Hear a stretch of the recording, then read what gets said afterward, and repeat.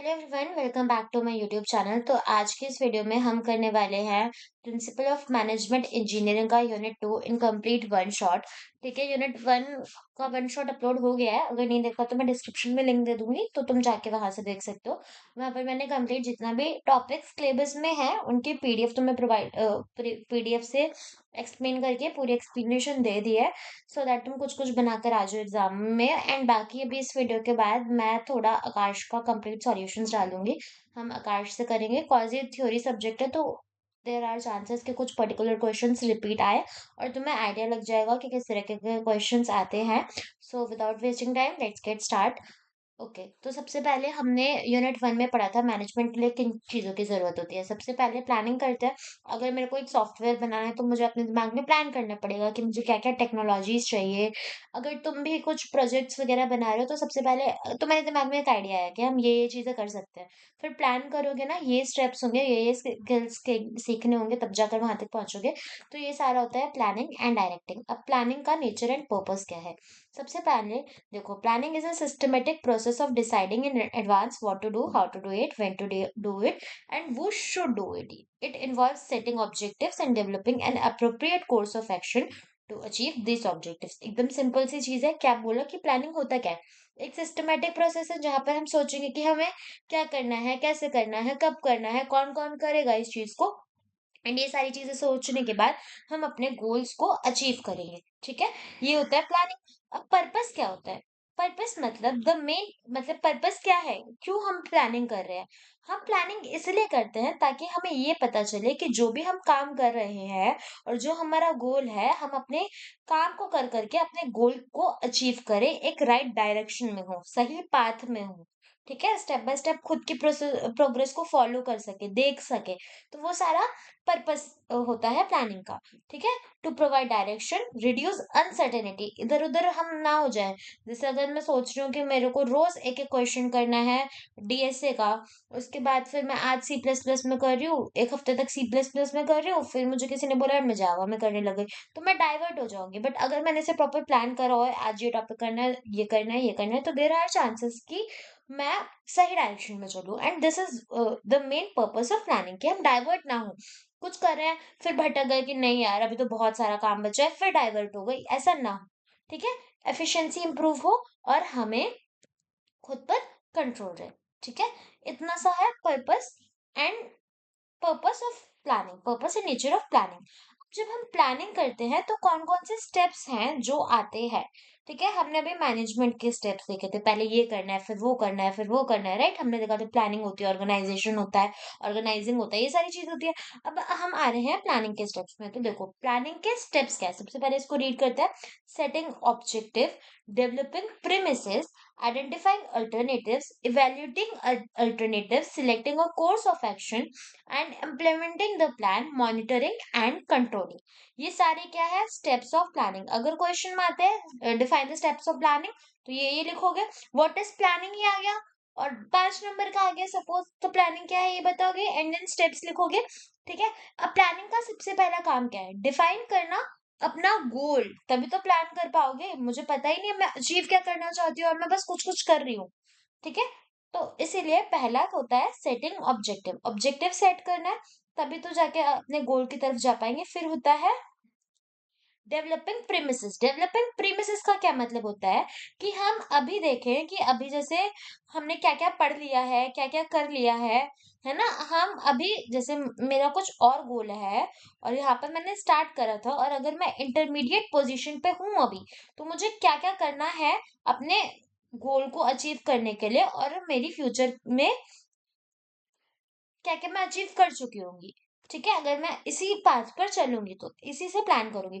तो हम क्या करते हैं, अपने करंट सिचुएशन को एक्सेस करते हैं एंड अपने फ्यूचर कंडीशंस को एंटिसिपेट कर लेते हैं।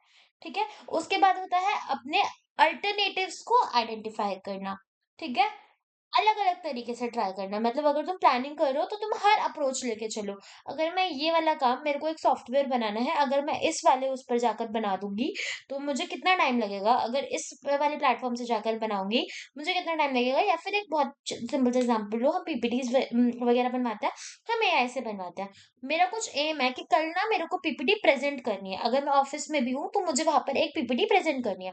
अब मेरे पास टाइम कम है, तो मैं क्या करूँगी, मैंने एक एआई से अपनी पीपीटी बनवा दी, ठीक है? अब क्या हुआ, मेरा गोल है कि मेरे को अच्छा प्रेज़ेंट करना है वहाँ पे, राइट?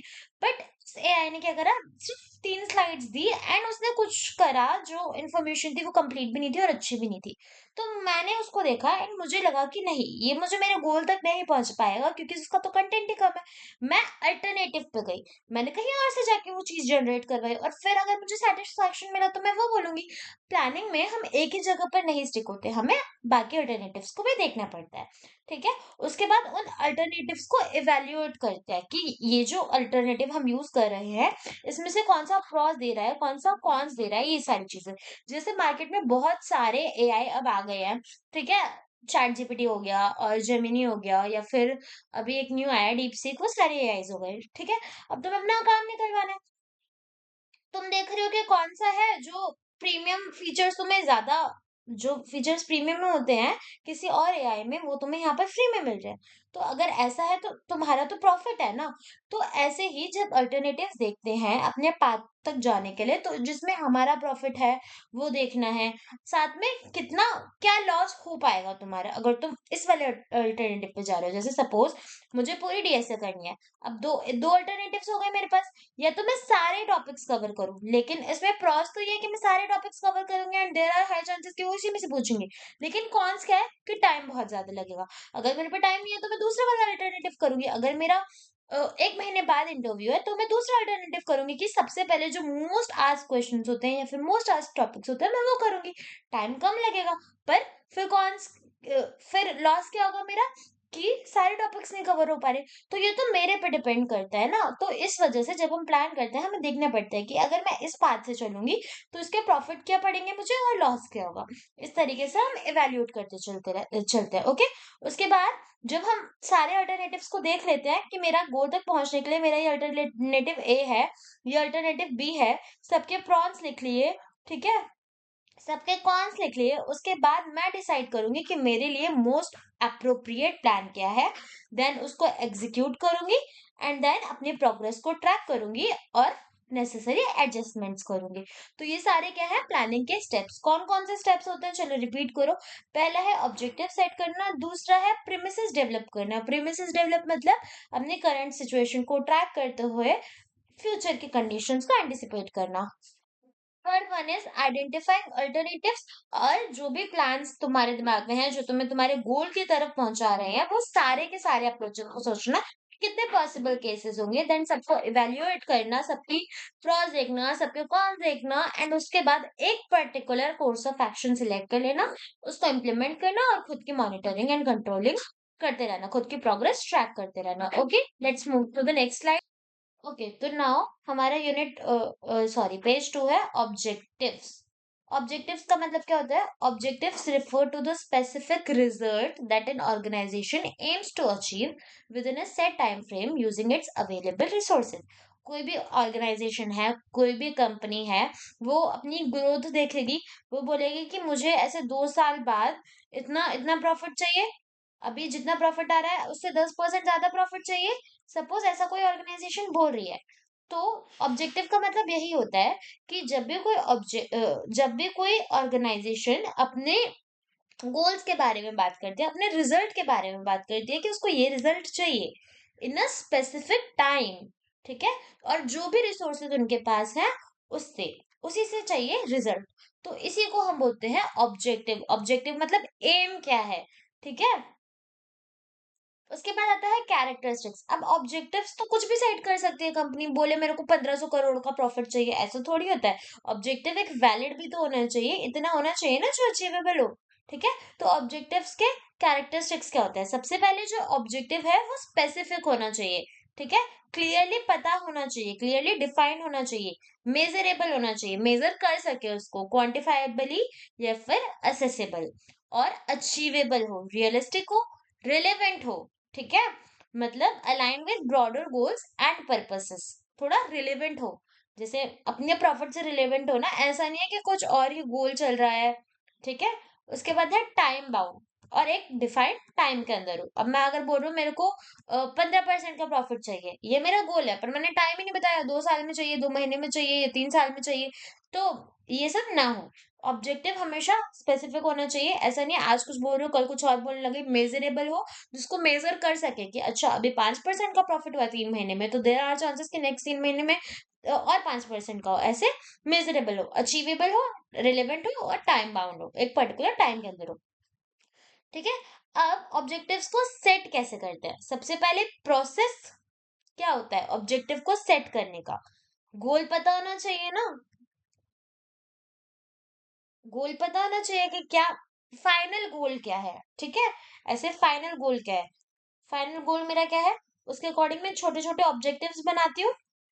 जैसे सपोज मुझे, मेरा गोल है कि मेरे को ना अच्छे मार्क्स चाहिए, तो उसके लिए छोटे छोटे ऑब्जेक्टिव्स होंगे कि अभी यूनिट 1 अच्छे से कर लेती हूँ, फिर यूनिट 2 कर लूंगी, फिर यूनिट 3 कर लूंगी। तो इसी तरीके से ऑब्जेक्टिव्स को जब हम बनाते हैं, हमें अपने गोल को माइंड में रखना होता है। देन उसको करने के बाद हम क्या करते हैं, ब्रेक डाउन करते हैं अपने गोल्स को और अपने स्पेसिफिक ऑब्जेक्टिव्स बनाते हैं। ठीक है। अपने गोल्स को ही ज्यादा स्पेसिफिक करते हैं और अपने ऑब्जेक्टिव्स बनाते हैं। ठीक है। उसके बाद होता है स्मार्ट क्राइटेरिया। यहाँ पर हम क्या करते हैं, हम अपने ऑब्जेक्टिव्स को ऐसा बनाएंगे कि वो स्पेसिफिक हो, मेजरेबल हो, अचीवेबल हो, वही 5 चीजें हो। ठीक है। और जो भी हमारे पास रिसोर्सेज है उन्हीं से हम अपने ऑब्जेक्टिव्स को बना कंप्लीट कर पाए। ओके। एंड इसमें कम्युनिकेशन इंपॉर्टेंट होता है और regular review and adjustment important होता है। ठीक है। नाउ मैं आगे बढ़ती हूँ। अब यहाँ पर एक एग्जाम्पल दिया हुआ है जिसकी हेल्प से हम ऑब्जेक्टिव्स के बारे में अच्छे से पढ़ सकते हैं। Reliance Jio's market penetration goal. When Reliance Jio entered the Indian telecom market, its objective was to acquire a large customer base quickly. यानी ये बोल रहा है कि जब रिलायंस जियो मार्केट के अंदर आया तो उसका मेन ऑब्जेक्टिव था कि उसको लार्ज नंबर में कस्टमर्स चाहिए। ठीक है। The specific objective was to gain, और अगर लार्ज से तो कुछ समझ नहीं आ रहा, एक स्पेसिफिक नंबर होना चाहिए। तो स्पेसिफिक ऑब्जेक्टिव था कि वो 100 मिलियन सब्सक्राइबर गेन करे पहले ही ईयर में। ऑब्जेक्टिव देख रहे हो, एक फिक्स नंबर बता दिया, टाइम बाउंड बता दिया। ठीक है। Objective was smart as it was specific. Smart objective मतलब जो स्पेसिफिक हो कि उसको कितना मिलियन ऑफ सब्सक्राइबर्स चाहिए, कितने टाइम के अंदर चाहिए। अचीवेबल हो सकता है क्योंकि इंडिया भाई लार्ज पॉपुलेशन है, 80 करोड़ लोग, कितने लोग हैं, 100 मिलियन। अचीवेबल तो है। उसके बाद रिलेवेंट भी है और टाइम बाउंड तो था ही 1 ईयर। तो इस तरीके के ऑब्जेक्टिव्स को अच्छा ऑब्जेक्टिव माना जाता है क्योंकि ऑब्जेक्टिव एक गुड ऑब्जेक्टिव के कैरेक्टर्स होंगे कि स्पेसिफिक हो, स्मार्ट हो, टाइम बाउंड हो। ठीक है। ऐसे एक और एग्जांपल है, वो आप खुद रीड कर लेना। ठीक है। उसके बाद आता है कंक्लूजन। अब इससे हमें क्या कंक्लूड करा हमने, in the context of Indian business, अगर इंडियन बिजनेसेस की बात करें तो ऑब्जेक्टिव एक बहुत क्रूशियल रोल प्ले करता है। ठीक है। उसके बाद they provide a clear focus. सबसे पहले तो फोकस मिलेगा कि हमें कितना ग्रोथ करना है, क्या क्या करना है। एंड देन अगर तुम्हारे ऑब्जेक्टिव क्लियर है तो तुम्हें पता है तुम्हें अपने एम्प्लॉय से क्या करवाना है, देन तुम उनको मोटिवेट करोगे, टारगेट्स कंप्लीट करवाओगे। ठीक है। सो they provide a clear focus and direction, helping organization to allocate resource effectively, motivate, employ, and measure progress towards their broader strategic goals. Whether it's entering a new market, launching new product, कुछ भी कर रहे हो, you need to set a good objective. You need to set a well-defined objective. Okay, that is essential for your business success. Let's move आगे। अब हम पढ़ेंगे managing bye objectives, ओ। MBO की फुल फॉर्म क्या है, मैनेजिंग बाय ऑब्जेक्टिव्स। अब हम क्या करेंगे, हम हमारा मेन गोल क्या है, जिस कंपनी में हम काम कर रहे हैं उसको आगे लेके जाना है ना। उसकी ग्रोथ चाहिए। ग्रोथ के लिए हम ऐसे थोड़ी या कुछ भी करने लग जाएंगे। तो हमने क्या करा, हमारे थे कुछ गोल्स, उन गोल्स को पहुंचने के लिए हमने कुछ ऑब्जेक्टिव्स बनाए। और अब हम इन्हीं ऑब्जेक्टिव्स पे वर्क करेंगे, इन्हीं ऑब्जेक्टिव्स को मैनेज करेंगे, तो so that we can reach our goal. Setting an objective is a part of our planning. Okay. Now managing by objectives का मतलब क्या हुआ कि किसी कंपनी को हम अपने ऑब्जेक्टिव सेट कर रहे हैं और उसके थ्रू मैनेज कर रहे हैं। तो ये एक स्ट्रैटेजिक मैनेजमेंट मॉडल है। एमबीओ एक मैनेजमेंट मॉडल है जिसका मेन एम क्या है कि हम अपनी परफॉर्मेंस को इम्प्रूव कर पाए by clearly defining objective that are agreed upon by both management and employees। और इसमें क्या होगा कि हम ऑब्जेक्टिव्स ऐसे सेट कर रहे हैं जो मैनेजर भी बोल रहा है कि हाँ अच्छे हैं, ऑब्जेक्टिव अचीवेबल है, और एम्प्लॉय भी बोल रहा है कि अगर हम मेहनत करेंगे तो हम कर सकते हैं, लाइक दोनों एग्री हो रहे हैं उस चीज पे। ये जो प्रोसेस है, एमबीओ प्रोसेस, इसका मेन एम क्या है कि जो एम्प्लॉय है उसकी एक्टिविटीज और ऑर्गेनाइजेशन के गोल्स दोनों साथ में चले। जो एम्प्लॉय कर रहा है, क्या वो ऑर्गेनाइजेशन को के गोल्स को कंप्लीट कर पाएगा? तो ये हमारा जो मॉडल है, ये एमबीओ मॉडल वो बताता है, ठीक है। And to ensure that they participate in setting these goals and have a clear understanding of their roles। and इसका मेन एम ये भी है कि एम्प्लॉयज को पता चले कि उनका रोल क्या है, वो काम करे, और प्रॉफिट किसका हो, ऑर्गेनाइजेशंस का। तो एमबीओ एक मॉडल है, ठीक है। अब खुद से बना के थोड़ा थोड़ा तुम लिख के आ जाओ ना, बाकी मैं आकाश को क्यूएनए करवाऊंगी तो हेल्प हो जाएगी। ओके, नाउ अब हम आते हैं लीडरशिप पे। तो लीडरशिप का मतलब क्या होता है, हमने पहले भी बहुत सारी चीजें पढ़ी थी। तो लीडरशिप एक बहुत क्रूशियल एलिमेंट है in the realm of management and organisational success. किसी भी ऑर्गेनाइजेशन की सक्सेस के लिए इट इज इम्पोर्टेंट कि उसमें जो एम्प्लॉयर्स हैं या फिर जो वर्कर्स हैं उनके अंदर अच्छी लीडरशिप क्वालिटीज हों, मैनेजर्स के अंदर लीडरशिप स्किल्स हों। अब लीडरशिप में क्या क्या इन्वॉल्व होता है? At its core leadership is the ability of an individual, typically managers के लिए यूज होता है ये, या फिर एग्जीक्यूटिव्स के लिए, कि वो लोगों को इन्फ्लुएंस कर सके, इंस्पायर कर सके, अपने एम्प्लॉयज को गाइड कर सके और टीम मेंबर्स को गाइड कर सके। It's about setting a direction for the organization और a team and motivating and encouraging others to move in that direction। so it is simple कि किस तरीके से वो लोगों को मोटिवेट कर सके, ये सारी चीजें।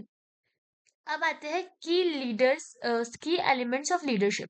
लीडरशिप के की एलिमेंट्स क्या क्या है? अगर लीडरशिप, जो लीडर है वो लीडरशिप प्रोवाइड कर रहा है, वो किस चीज पे लीडरशिप प्रोवाइड करेगा? सबसे पहले तो लीडर को खुद का विजन क्लियर होना चाहिए।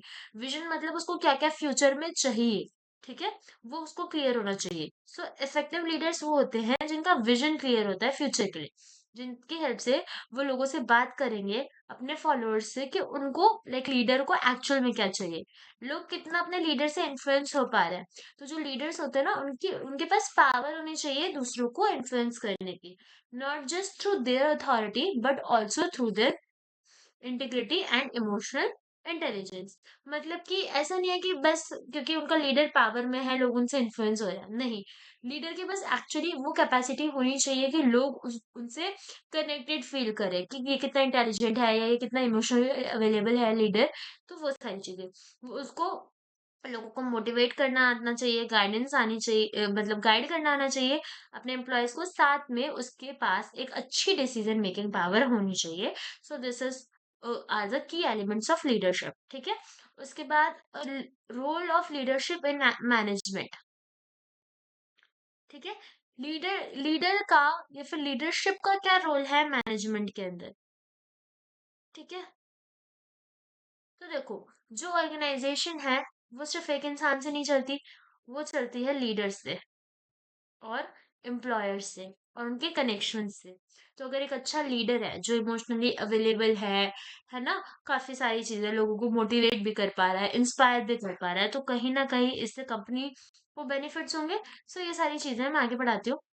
अगेन, एक अच्छे लीडर का एग्जांपल है यहाँ पर रतन टाटा, टाटा सर का, जो कि चेयरमैन थे टाटा ग्रुप्स के, ठीक है। ये सारी चीजें आगे मैं पढ़ा देती हूँ फटाफट से। Leadership can manifest in various styles, each with its unique approach to decision making, employ interaction and organisational control. जिसके अंदर लीडरशिप क्वालिटीज है वो डिपेंड करती है, ठीक है, अलग अलग तरीकों से। किसी की डिसीजन मेकिंग पावर से अलग हो सकती है, एम्प्लॉयर के साथ इंटरैक्शन करने का तरीका अलग हो सकता है, ये सारी चीजें। आगे चलते हैं। अब लीडरशिप जो होती है वो अलग अलग तरह की होती है, ठीक है। लीडरशिप तीन तरह की होती है और उसके बाद थ्योरीज है काफी। तो लीडरशिप में आता है autocratic leadership, democratic leadership and the third one is laces fair leadership. कितने टाइप्स की लीडरशिप्स है? तीन तरह की, autocratic, democratic and laces fair leadership. तो अब एक एक लीडरशिप के बारे में ध्यान से पढ़ेंगे। Autocratic leadership involves centralized decision making with the leader having complete control over decisions and little input from team members। Autocratic leadership में क्या होगा कि जो लीडर है उसके पास इतना इतना स्ट्रांग उसका डिसीजन मेकिंग है and he is so confident in his decision making कि वो बहुत जल्दी डिसीजंस ले लेता है बहुत थोड़े से इनपुट में अपने मतलब टीम मेंबर्स का बहुत थोड़ा सा इनपुट होता है और वो बहुत जल्दी डिसीजंस ले लेता है। तो ऑटोक्रेटिक लीडरशिप में क्या होगा, क्विक डिसीजन मेकिंग प्रोसेस होता है, क्लियर डायरेक्टिव्स एंड एक्सपेक्टेशंस होते हैं, वो जल्दी डिसीजंस ले रहा है इसका मतलब उसको पता है कि उसकी क्या क्या एक्सपेक्टेशंस है, ये सारी चीजें। और जो बाकी टीम मेंबर्स होता है उनके साथ बहुत कम ही कोलैबोरेशन होता है या फिर लिटिल ग्रुप इनपुट होता है। अब यहाँ पर किन जगहों पे ऑटोक्रेटिक लीडरशिप होती है, जहां पर कुछ सिचुएशंस ऐसी होती हैं जहां पर ऑर्गेनाइजेशन को बहुत जल्दी डिसीजंस लेने होते हैं और बहुत क्लियर डिसीजंस लेने पड़ते हैं। तो यहाँ पर आता है ऑटोक्रेटिक लीडरशिप, जहां पर कोई डिसीजंस लेना है, थोड़ा सा टीम से डिस्कस करा एंड फटाफट से डिसीजन ले लिया। सो this is autocratic leadership, not democratic leadership. Democratic leadership में क्या होता है, includes team members in the decision making process. Decision making process में भी टीम मेंबर्स का काम है, ठीक है। पार्टिसिपेशन को इनकरेज करा जाता है, हर ग्रुप मेंबर से उसका इंडिविजुअल इनपुट पूछा जाता है कि तुम्हें क्या लगता है, तुम्हें क्या लगता है, तुम्हें क्या लगता है। कोलैबोरेटिव डिसीजन मेकिंग प्रोसेस है ये, लेकिन ऑटोक्रेटिक ज्यादा लीडर पे डिपेंड करता है, ठीक है। उसके बाद इंकरेज करता है open communication and employ participation. Employees का पार्टिसिपेशन करना जरूरी होता है। तो दो लीडरशिप पढ़े, autocratic democratic. Autocratic democratic, democratic में क्या हो रहा है, डेमोक्रेटिक में सबका एंगेजमेंट, सबका ओपिनियन मैटर करता है। आगे चलता है, लेजेस फेयर लीडरशिप, इसका नाम थोड़ा अलग है, इसके बारे में पढ़ता है। Laissez faire leadership offers minimal direct oversight with leaders providing tools and resources while giving employees autonomy over how they work. Autonomy over how they work. तो देखो, ये जो लेसेस फेयर लीडरशिप है, इसमें क्या होता है, यहाँ पर बहुत जो टीम लीडर होगा ना वो बहुत थोड़ा सा रिसोर्स देता है एंड जो भी डिसीजंस होते हैं वो सारा एम्प्लॉयज ही लेते हैं। मतलब ये एक फ्रेंच की टर्म है जहां पर क्या होता है कि वो सिर्फ थोड़ा सा लीडर्स ना ऊपर ऊपर से देखते हैं चीजों को। थोड़ा सा बहुत कम इनपुट होता है, मतलब बहुत कम ही इनपुट होता है लीडर्स का। ज्यादा वर्क जो भी टीम है वो सब करे, वो खुद डिसाइड करे उन्हें क्या काम करना है और कैसे काम करना है एम्प्लॉयज को, ठीक है। अब इसकी कैरेक्टरिस्टिक्स क्या है, high level of trust in employees ability. ये कब होगी, जब लीडर को बहुत ट्रस्ट होगा अपने एम्प्लॉयज पर कि वो जो कर रहे हैं सही कर रहे हैं, और एम्प्लॉयज पे फ्रीडम होता है खुद के डिसीजन लेने का। Suitable for terms of experienced and skilled professionals, ठीक है। और ये उन लोगों के लिए काफी सुटेबल होता है जिनके पास ऑलरेडी स्किल्स हैं, एम्प्लॉयज भी है तो उन पर स्किल्स है, उन्हें उन्हें पता है कि कब क्या करना है। तो यहाँ पर फिर कॉन्क्लूजन्स है, अभी कॉन्क्लूजन्स नहीं पढ़ रहे। उसके बाद आता है अर्ली लीडरशिप थ्योरीज। पहले के टाइम पे लीडरशिप कैसी होती थी, उन पर अलग अलग तरह की थ्योरीज है। एक बार मैं चेक कर लेती हूँ कि थ्योरीज सिलेबस में है। ओके, तो थ्योरी तो है सिलेबस में, लीडरशिप थ्योरीज है, ट्रेड्स वगैरह है, और बस खत्म होने वाला है तुम लोगों का सिलेबस। तो चलो जल्दी जल्दी पढ़ लेते हैं, ठीक है। तो देखो, अर्ली लीडरशिप थ्योरीज में क्या क्या होता था, led the foundation for our understanding of how effective leadership is characterized and practices. These primarily fall into two categories: trait theories and behavioral theories. Each offers a different perspective on what constitute effective leadership.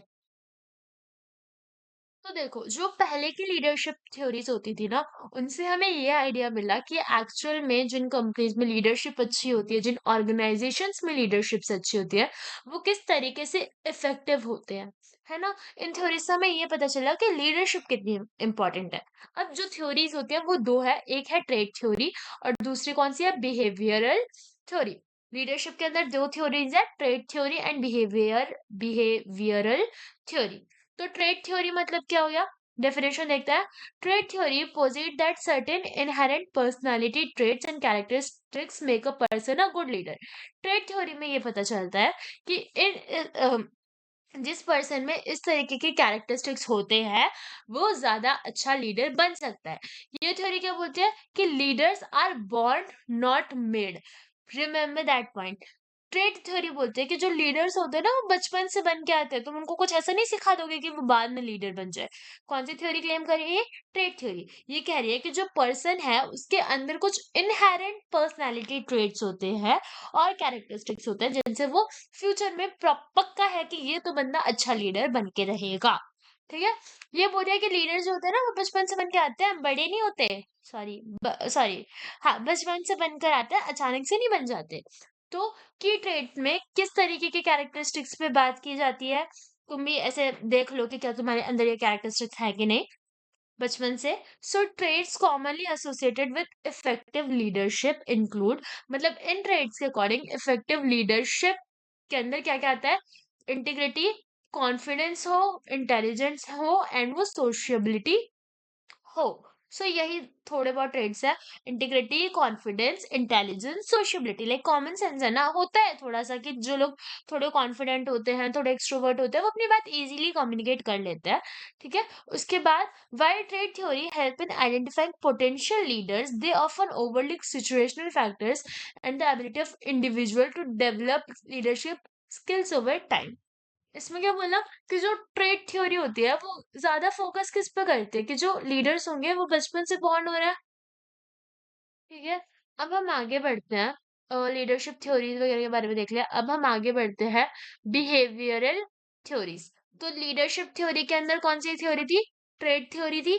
Trade theory, ये जो leadership theory थी, trade theory थी और behaviour थी। तो trade theory नाम suggest करिए कि हम बोलते हैं कि बचपन से ही लोग कुछ ट्रेड्स के साथ पैदा होते हैं। Behavioural theories focus on the behavior of leaders rather than their physical, mental और emotional traits। मतलब यहाँ पर हम लीडर के बिहेवियर के बारे में बात करते हैं। हम ये नहीं देखते तो फिजिकली कितना वो है, वो मेंटली कितना स्ट्रांग है, इमोशनली कितना है, हम कुछ और बिहेवियर्स के बारे में देखते हैं। किसके? लीडर के। Behavioural theory classify leaders based on their behaviour, often into categories such as task oriented leader and people oriented leader. ये जो बिहेवियरल थ्योरीज होती है उनमें जो लीडर्स होते हैं उनको भी हम कैटेगराइज करते हैं टास्क ओरिएंटेड लीडर्स और पीपल ओरिएंटेड लीडर्स। इस थ्योरी में हम emphasize करते हैं that leadership capabilities can be developed and not necessarily inherent. तो लीडरशिप के दो थे, एक थी ट्रेड थ्योरी, एक थी बिहेवियरल। तो मैं ऊपर से ओवरव्यू दे देती हूँ फटाफट फटाफट कि ट्रेड थ्योरी कहती है कि जो लीडर्स होते हैं वो बॉर्न होते हैं, है ना, बचपन से ही लीडर्स होते हैं। और बिहेवियरल थ्योरी कहती है कि टाइम के साथ लोगों के अंदर लीडरशिप स्किल्स आने लगती हैं ऑन द बेसिस ऑफ वो कौन से इन्वायरमेंट में रह रहे हैं, वो क्या क्या हैबिट्स कर रहे हैं, क्या क्या चीजें कर रहे हैं, उससे उनके अंदर बिहेवियरल, सॉरी, उनके बिहेवियर में ही लीडरशिप स्किल्स आने लगती है। ठीक है। ये बोलते हैं कि बिहेवियरल थ्योरीज लीडरशिप ट्रेनिंग्स पे अप्लाई करी जाती है, डेवलपमेंट प्रोग्राम्स में होते हैं कि कुछ ऐसे होते हैं ना स्किल डेवलपमेंट प्रोग्राम, कॉलेजेस में भी सॉफ्ट स्किल ट्रेनिंग होती है ना, ये सारी चीजें होती हैं। तुम्हें सिखाया जाता है, टीम्स बनवाई जाती हैं और ये सारी एक्टिविटीज से लीडरशिप स्किल्स आने लगती है। तो ये बिहेवियरल थ्योरीज को फॉलो करता है। उसके बाद आता है, ये तो एक एग्जांपल है जहाँ पर ऐसे बताया हुआ है कंक्लूजन कि कहाँ पर बिहेवियरल थ्योरी आई थी, ये था। उसके बाद आता है मैनेजरियल ग्रिड। मैनेजरियल ग्रिड, अब ये क्या है? अब देखो ये जो मैनेजरियल ग्रिड होती है ना, इसमें क्या हुआ, ये मैनेजरियल ग्रिड जो थी ये डेवलप किसने करी थी? रॉबर्ट ब्लेक एंड जेन माउटोर ने। उन्होंने क्या करा, ये एक फ्रेमवर्क जैसा है जहां पर कॉन्सेप्चुअली उन्होंने बताया कि जो लीडर्स होते हैं उनका लीडरशिप स्टाइल अलग होता है। मतलब एक जो होगा वो कंसर्न करेगा लोगों के लिए और दूसरा जो है वो कंसर्न करेगा प्रोडक्शन के लिए। ये जो मॉडल है ये इंस्ट्रूमेंटल है in understanding and evaluating different leadership approaches. अब एक और बार अच्छे से पढ़ते हैं। तो मैनेजरल ग्रिड क्या है? ये एक प्लॉट लीडरशिप स्टाइल है on a grid based on two axes, यानी कि यहाँ पर दो एक्सेस बने होंगे, कौन कितना अच्छा लीडर है, कितना बैलेंस लीडर है। एक होगा एक्स एक्सिस और एक होगा वाई एक्सिस। ये दो एक्सेस है। एक्स एक्सिस पे हम देख रहे हैं कि जो लीडर है उसको प्रोडक्शन को लेके कितना कंसर्न है और उसको लोगों के लिए कितना कंसर्न है। ये जो भी एक्सेस होंगे इनमें 1 से लेकर 9 तक नंबर्स होते हैं। 1 मतलब बहुत कम यानी लेना देना ही नहीं है एंड 9 मतलब बहुत है। इस तरीके से हम पता लगा पाते हैं लीडरशिप स्टाइल्स के बारे में कि कौन सा लीडर कितने एक्सेस पे कितनी रेंज में ग्राफ बना रहा है। ठीक है। तो ये हो गया मैनेजरल ग्रिड। अब देखो, यहाँ पर अलग अलग मैंने जो ग्रिड में अलग अलग मार्क्स आएंगे। जैसे किसी के 1 और 1 आ रहा है दोनों में, ठीक है, एक्स एक्सिस पे भी 1 है, वाई एक्सिस में भी 1 है। किसी का एक्स एक्सिस पे तो 1 है पर वाई एक्सिस पे 9 है, फिर एक्स एक्सिस पे 9 नंबर है, वाई एक्सिस पे 1 है, दोनों में 5 5 है, 9 9 है, तो क्या होगा? ये जो ग्रिड है, अगर इसमें किसी के ये तो था कंसर्न फॉर प्रोडक्ट्स, राइट, और ये था कंसर्न फॉर पीपल, पीपल के लिए मैं ऐसा कुछ बनाया तो हाथ पैर वाले कीड़े मकोड़े, ऐसा कुछ। तो कंसर्न फॉर पीपल प्रोडक्ट में भी उसका 1 मार्क आ रहा है और पीपल में भी 1 मार्क आ रहा है, तो इसका मतलब क्या हुआ? ये जो टर्म्स होते हैं ग्रिड, इन्हीं टर्म्स को कुछ कुछ बोलते हैं, जैसे इम्पोवेरिस्ड मैनेजमेंट यानी 1 1, country club management 1 9, authority compliance 9 1, middle of the road management 5 5 और टीम मैनेजमेंट 9 9। ये क्या है? मार्क्स है, कितना एक्स एक्सिस पे आ रहा है, कितना वाई एक्सिस पे आ रहा है। ग्रिड के अकॉर्डिंग इम्पोवेरिस्ड मैनेजमेंट क्या है? जहां पर दोनों ही चीजों के लिए बहुत कम कंसर्न है, ना तो लोगों के लिए है ना प्रोडक्शन के लिए है। तो इस तरह के जो मैनेजर्स होते हैं वो बहुत बेयर मिनिमम करते हैं। दिख रहा है ना, 1 1 है, ना तो वो प्रोडक्शन में इंटरेस्टेड ना वो लोगों में इंटरेस्टेड, बिल्कुल ही बेयर बेयर मिनिमम कर रहे हैं। तो इसको इम्पोवरिश्ड मैनेजमेंट बोलते हैं। ये सब जो ग्रिड्स होती है, इनसे हम मैनेजर के बारे में पता लगाते हैं। फिर आता है country club management. Country club में क्या होगा कि लोगों के लिए तो भाई बहुत कंसर्न है, लेकिन प्रोडक्शन के लिए कंसर्न नहीं है। ओके, यहाँ पर एक्स एक्सिस पे है तो पीपल है, और यहाँ पर एक्स एक्सिस पे पीपल है, और वाई एक्सिस पे प्रोडक्शन है। तो जब 1 9 होगा, नहीं नहीं, हाँ सही बोला था मैंने पहले, ये प्रोडक्शन है और ये वाला क्या है? पीपल है। तो यहाँ पर 9 है, यानी कि लोगों के लिए तो बहुत कंसर्न है लेकिन प्रोडक्शन के लिए नहीं है। तो ये इस तरीके जो कंट्री क्लब मैनेजमेंट होता है, ये वाले लीडर्स किसको प्रायोरिटाइज करते हैं? अपनी टीम के हैप्पीनेस को और वेलफेयर को। अब हैप्पीनेस करवा रहे हैं, ओवर टाइम नहीं करवा रहे, सो इन सब चीजों से रिजल्ट क्या आता है? There are chances of lower productivity of the company of the products. फिर आती है अथॉरिटी कंपाइलेंस, जिसको पूरा मतलब प्रोडक्शन से है, लोग थके रोए कुछ भी हो, ठीक है, तो इसको हम बोलते हैं जो लाइक प्रोडक्शन को तो 9, लाइक प्रोडक्शन के स्कोप में उसको प्रोडक्शन की कितनी चिंता है, उसकी रैंक 9 है, लेकिन लोगों की कितनी चिंता है, उसमें उसका नंबर 1 है। So high concern for production but low concern for people. This style focuses on efficiency and result often at the expense of employ satisfaction. इतना समझ आ गया कि उसको किससे मतलब है? प्रोडक्शन से, ना कि सेटिस्फैक्शन ऑफ एम्प्लॉय से। उसके बाद मिडल ऑफ द रोड, ये सारे मैनेजमेंट के टर्म्स हैं जो किससे पता चल रहा है? ग्रिड से। ग्रिड में हम क्या देख रहे हैं? मैनेजर कितना अ, कितना परवाह करता है प्रोडक्शन की, कंपनी के और वर्कर्स की, समझे? उसके बाद middle of the road management में क्या होगा? 5 5 मार्क्स, यानी कि वो बैलेंस करके चल रहा है, किसको? लोगों को भी और प्रोडक्शंस को भी। यहाँ पर लीडर जो है, जो मैनेजर है, वो बैलेंस कर रहा है। और उसके बाद 9 9 9 9 मतलब क्या होता है? उसको लोगों की भी बहुत चिंता है, साथ में उसको प्रोडक्शन की भी बहुत चिंता है। और जो लोग, जो एम्प्लॉय इस वाली चीज को अडॉप्ट करते हैं ना, अडेप्ट करते हैं, environment where employer needs are met and high production is also achieved, वहां पर एम्प्लॉयर जो होगा उसकी भी चिंता होगी लोगों को, मतलब जो लीडर है उसको, साथ में जो कंपनी है वो चीजें भी अचीव करेगी जो वो चाहती है। ओके, ना आते हैं कुछ एग्जांपल्स हैं, इनको मैं अभी के लिए हटा देती हूँ। की एलिमेंट्स ऑफ कंटीजन, एक सेकंड, ये थ्योरी थी ना शायद कोई, ओके, ये तो हो गया। उसके बाद आते हैं contingency theory, continent contingency theory. Okay, इसको पढ़ते हैं हम।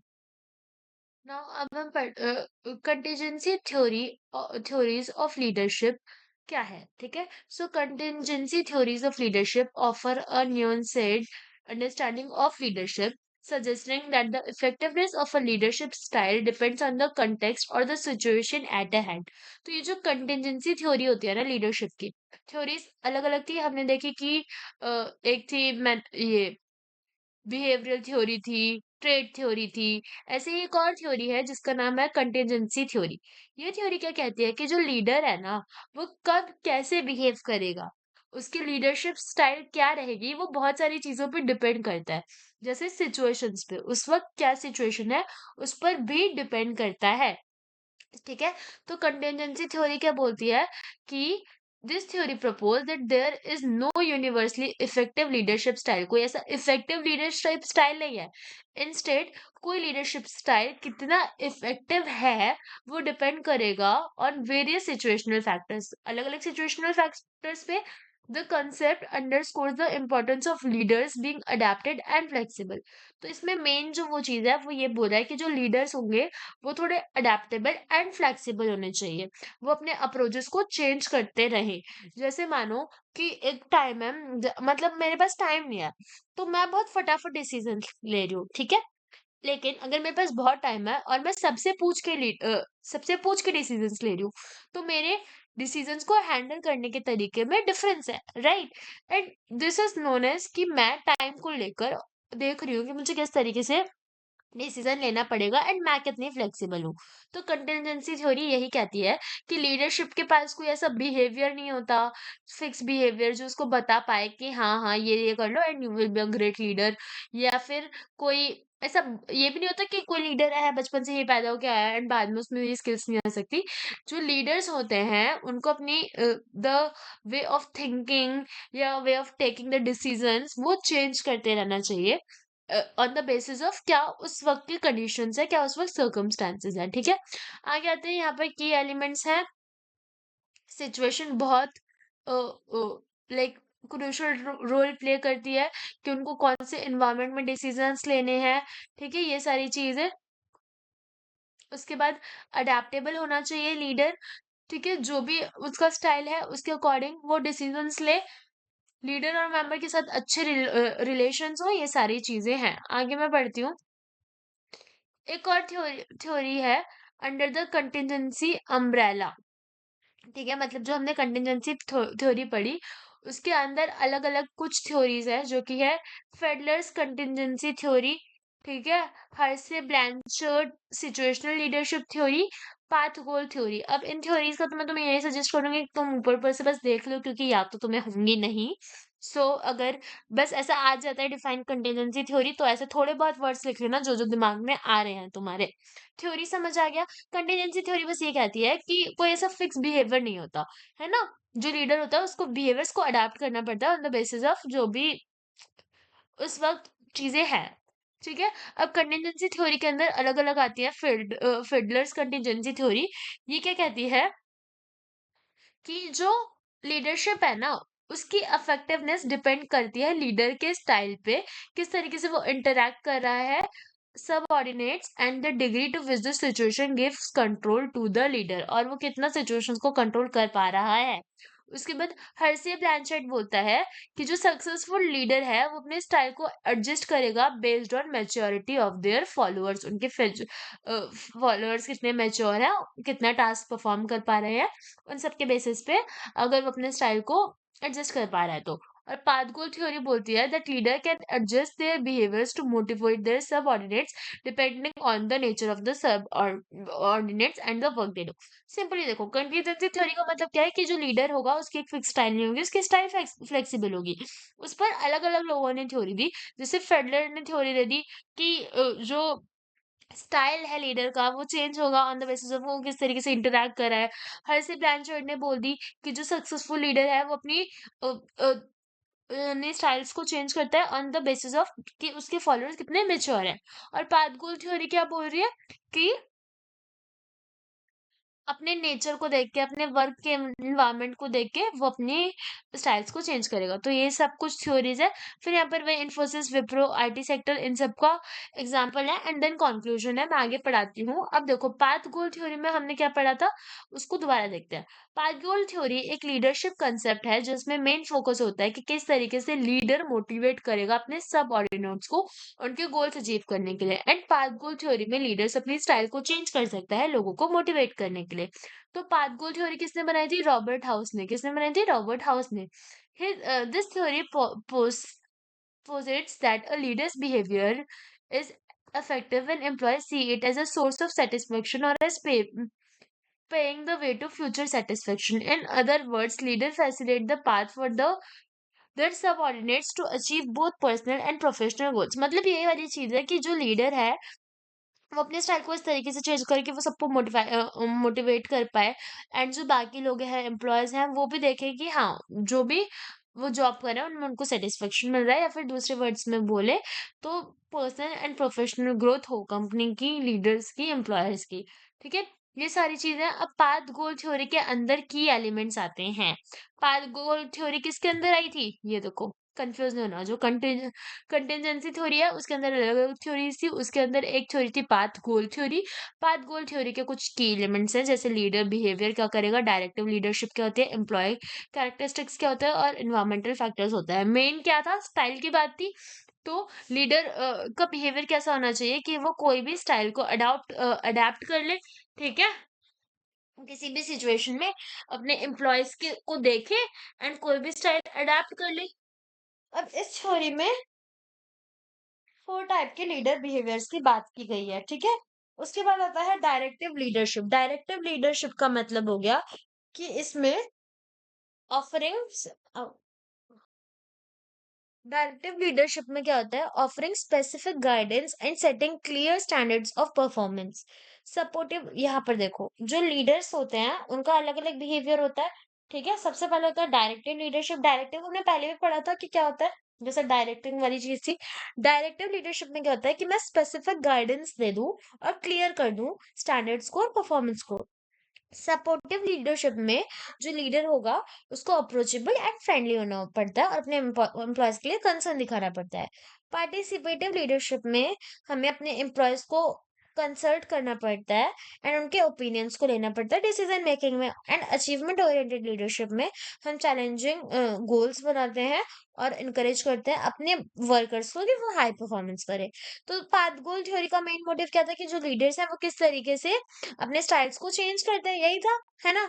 अब इसमें भी अलग अलग स्टाइल्स हो सकते हैं लीडर्स के, जैसे डायरेक्टिव लीडरशिप। डायरेक्टिव लीडरशिप में क्या क्या, कि गाइड कर दिया, बता दिया ये परफॉर्मेंस चाहिए। सपोर्टिव लीडरशिप में मोटिवेट भी करते रह रहे हैं और फ्रेंडली अप्रोच कर रहे हैं अपने कलीग्स को। फिर पार्टिसिपेटिव लीडरशिप में क्या है कि हम एम्प्लॉयज के साथ उनके ओपिनियंस को भी कंसीडर कर रहे हैं। और अचीवमेंट ओरिएंटेशन लीडरशिप में क्या है, अब लीडर को चाहिए रिजल्ट। अब उसको रिजल्ट चाहिए, उसने चैलेंजिंग गोल्स बना दिए, लेकिन वो अपने एम्प्लॉयज को बोल रहा है कि तुम मेहनत कर सकते हो उन गोल्स को अचीव करने के लिए, सो दैट वो जो एम्प्लॉयर्स है वो हाई परफॉर्मेंस है। तो ये चार क्या होता है, बिहेवियर ऑफ लीडर। उसके बाद आता है environmental factors, the work environment, task structure, team dynamics, ये सारी चीजें होती है। लाइक तुम्हें पता तो चल गया होगा कि लीडर क्या है, किस तरीके से अपने स्टाइल को चेंज कर सकता है। ठीक है, तो फिर मैं आगे पढ़ाती हूँ। यहाँ पर एक एग्जांपल है, I am just skipping it right now, but देखेंगे। ओके, अब आता है contemporary views of leadership emphasize the dynamic and diverse approach leaders can adopt to inspire, influence and manage their teams and organizations. Among the most prominent and transformational and transactional leadership styles, तो देखो यहाँ पर भी कुछ leadership styles के बारे में बात की गई है, जैसे कि ट्रांसफॉर्मेशनल लीडरशिप। ये क्या है, लीडरशिप स्टाइल है। अब ट्रांसफॉर्मेशनल स्टाइल में क्या होगा, दिस स्टाइल इन्वॉल्व्स लीडर्स वो inspire and motivate their followers to achieve exceptional outcomes. मतलब ये वो स्टाइल होगा जहां पर जो लीडर्स हैं वो क्या कर रहे हैं, वो अपने जो भी एम्प्लॉयज वगैरह हैं उनको, फॉलोअर्स को इतना मोटिवेट कर रहे हैं कि वो जो भी लाइक एक्सेप्शनल अच्छे आउटकम्स वो दे पा रहे हैं। ठीक है, तो यहाँ पर वो ट्रांसफॉर्मर मतलब वो जो ट्रांसफॉर्मेशनल लीडरशिप है ना, वो इतना मोटिवेट कर देता है अपने एम्प्लॉयर्स को कि वो प्रॉपर कि तुम तो कर सकते हो, ये तो इजी गोल है, ये तो अचीवेबल है।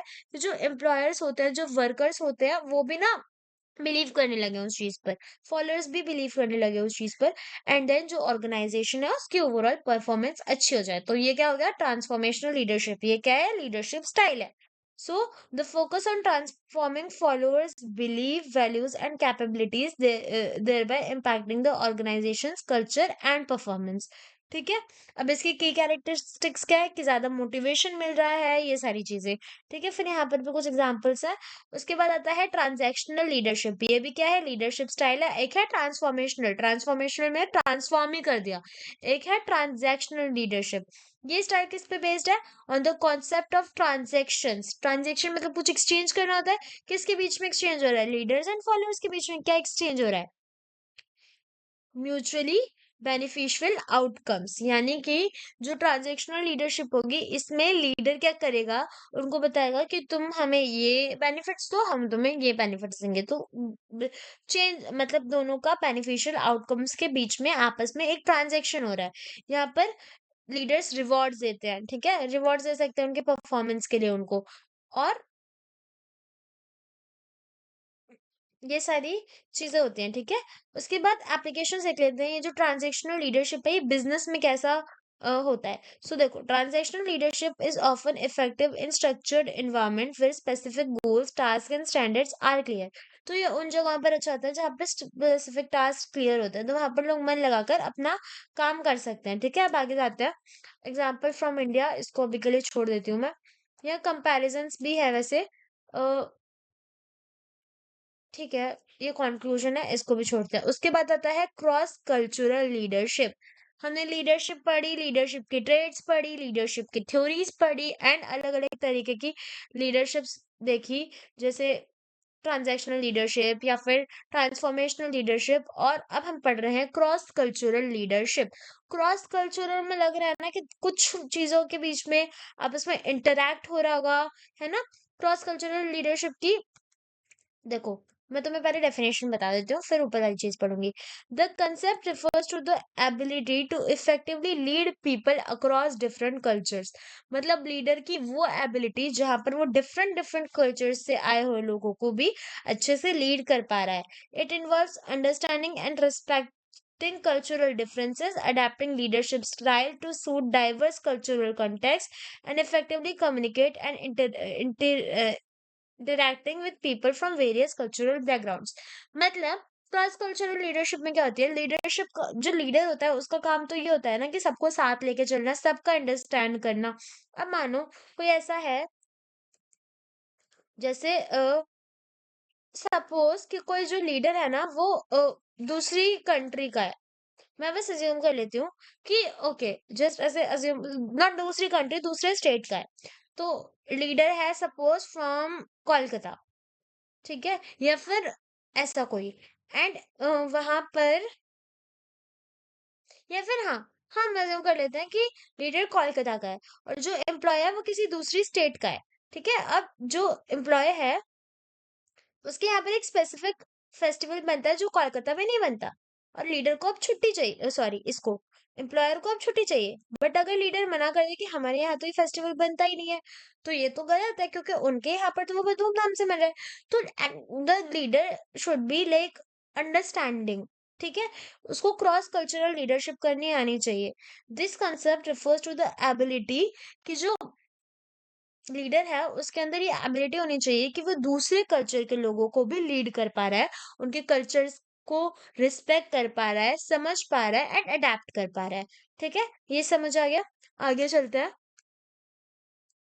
अब देखो, जो क्रॉस कल्चरल लीडरशिप होती है उसको अचीव करने के लिए या फिर जो भी चीजें, उनके की एस्पेक्ट्स होते क्या है। कल्चरल अवेयरनेस होनी चाहिए, जो लीडर है उसको अंडरस्टैंडिंग होनी चाहिए दूसरे कल्चर के बिलीव्स की, और उनकी वैल्यू होनी चाहिए। ये सारी चीजें जो लीडरशिप में क्या होता है कि वो एडजस्ट करना आना चाहिए। तो वो कितना अडेप्ट कर पा रहा है किसी और के कल्चरल कंटेक्स्ट को, ये सारी चीजें होनी चाहिए। अफेक्टिव कम्युनिकेशन होना चाहिए। इंक्लूसिविटी, यानी कि creative and inclusive environment with diverse perspective are valued and utilised. मतलब क्रॉस कल्चरल लीडरशिप का मेन फैक्टर ये है कि कितना लीडर जो है वो अंडरस्टैंड कर पा रहा है किसी और के कल्चर को, कितना रिस्पेक्ट कर पा रहा है उसकी, ठीक है, कितना अच्छे से कम्युनिकेट कर पा रहा है, उस चीज को अडेप्ट कर पा रहा है, ये सारी चीजें, ठीक है। अब क्रॉस कल्चरल लीडरशिप इंपॉर्टेंट क्यों होती है, लीडरशिप मतलब लीडर के लिए क्यों जरूरी होता है कि वैसे दूसरे कल्चर्स के साथ अच्छे से बिहेव करें, या फिर ये सारी चीजें। सो इससे क्या होगा कि हम, मतलब जो भी लीडर है वो अपनी टीम जो है उसको ग्लोबली ऑर्गेनाइज कर पा रहा है ना। जियोग्राफिकली एंड कल्चरली अगर उसकी टीम डाइवर्स है, इसका मतलब वो अच्छे से सबको मैनेज कर रहा है, ठीक है। ये सारी चीज होती है। और टीम की परफॉर्मेंस भी इनहेंस हो रही है उससे, क्योंकि जो टीम है वो उनके प्रति वो पा रही है कि हाँ, इन्होंने हमें हमारे कल्चर की रिस्पेक्ट की और ये सारी चीजें हैं, तो आपस में हर किसी का ट्रस्ट बिल्ड हो रहा है। आगे बढ़ते हैं, diverse cultural landscape. Diverse cultural landscape का मतलब क्या हो गया? देखो, जो इंडियन लीडर्स हैं वो जो इंडियन लीडर्स हैं वो ज्यादातर काफी लाइक प्रैक्टिसेस को एंड इन सब चीजों को वैल्यू करते हैं, ठीक है। सो यहाँ पर यही सारी चीजें हैं, एंड इसका मतलब ये नहीं होता कि तुम कल्चरली ही लोगों को सपोर्ट करो या फिर रिस्पेक्ट करो, तुम्हें प्रॉपर ग्लोबली करना चाहिए वो चीज, ठीक है। जैसे अगर तुम वर्कर हो, ठीक है, और तुम मीटिंग करोगे किसी मल्टीनेशनल कंपनी से जहाँ पर अलग अलग जगहों से लोग आ रहे हैं, ठीक है, सो उनके साथ भी तुम्हें इंटरेक्ट करना पड़ता है, डिफरेंट पार्ट्स ऑफ वर्ल्ड। तो तुम कितने अडेप्टिव हो, ये चीजें इंपॉर्टेंट होती हैं, ठीक है। Cross cultural leadership I think मैंने समझा दी है ठीक से। फिर आता है लीडरशिप ट्रेनिंग्स। जो लीडरशिप ट्रेनिंग्स हैं, तुम्हें समझ तो आ गया होगा लीडरशिप ट्रेनिंग का मतलब। अब वो इसेंशियल क्यों है, वो क्यों जरूरी है? तो लीडरशिप ट्रेनिंग ना बहुत इंपॉर्टेंट होती है किसी भी ऑर्गेनाइजेशन के डेवलपमेंट के लिए, ठीक है। और किस तरीके से जो लोग हैं वो अच्छे से मैनेजमेंट कर पाए, तो इसके लिए लीडरशिप ट्रेनिंग इंपॉर्टेंट होती है, जहाँ पर लीडरशिप स्किल्स सिखाए जाते हैं एंड उनकी एम्प्लॉयज की कैपेबिलिटीज उनको बताई जाती है। ये प्रोग्राम डिजाइन करे जाते हैं ताकि इंडिविजुअल अपने लीडरशिप रोल्स को अच्छे से कर पाए। अगर कोई इंडिविजुअल लीडर बने तो वो टीम को संभाल पाए, ये सारी चीजें। लीडरशिप ट्रेनिंग का मतलब क्या हो गया? एक प्रोग्राम हो गया या फिर इनिशिएटिव हो गया जहां पर लीडर की लीडरशिप क्वालिटीज को, स्किल्स को इनहेंस करा जाता है। ये जो ट्रेनिंग होती है ये अलग अलग तरीकों से हो सकती है, जैसे वर्कशॉप से या फिर सेमिनार से ट्रेनिंग होती है ये वाली। ओके, अब लीडरशिप ट्रेनिंग के की कंपोनेंट्स क्या होते हैं, क्या काम होता है? कि पहले तो स्किल डेवलप हो, जो भी लीडर है उसको कम्युनिकेशन स्किल्स है, डिसीजन मेकिंग है, स्ट्रैटेजिक थिंकिंग है, ये सारी चीजें हैं। साथ में उसको उसके लीडरशिप स्टाइल्स भी के बारे में पता चले उन्हें, कि कब इमोशनली अवेलेबल रहना है, कब क्या करना है, कब वर्कर्स के बारे में सोचना है, कब प्रोडक्ट्स के बारे में सोच रहा है, ये सारी चीजें, ठीक है, ये सारी चीजें आती है। उसके बाद आता है change management, equips future leaders with skills to effectively manage and lead through change. Ethical leadership क्या होती है?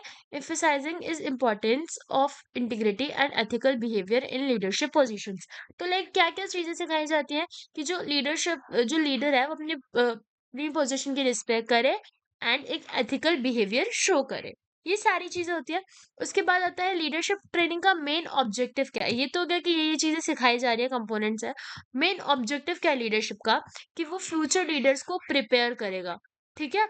उसके बाद इनहेंस करेगा, और अगर लीडर अच्छे होंगे किसी कंपनी में तो वर्कर ज्यादा वर्क करेंगे, राइट।